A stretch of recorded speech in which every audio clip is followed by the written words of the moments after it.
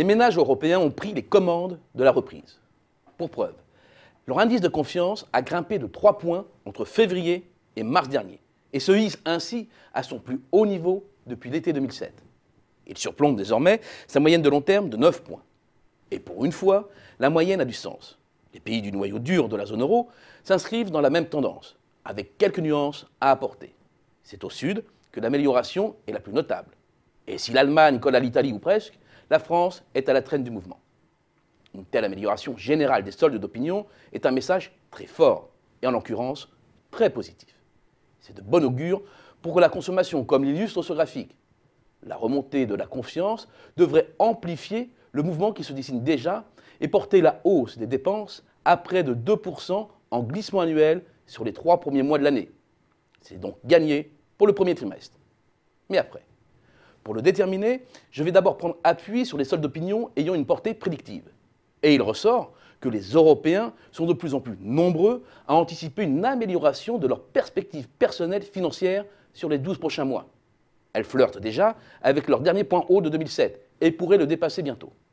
Ce ne sont que des prévisions, certes, mais l'expérience prouve que les particuliers ont une vision assez juste des événements à venir les concernant, comme le montre le synchronisme entre les perspectives à 12 mois et les évolutions effectivement constatées sur les 12 derniers mois. C'est un très bon présage sur ce qui va venir. Cette tendance est d'ailleurs confirmée par ceux qui parlent le mieux de la consommation, c'est-à-dire les commerçants.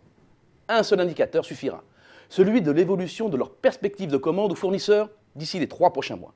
C'est à la fois le témoin de ce qui s'est passé, les ventes ont été bonnes, il n'y a plus grand-chose en rayon, il faut donc reconstituer les stocks, mais c'est aussi un indicateur des anticipations des distributeurs sur la progression de leur business.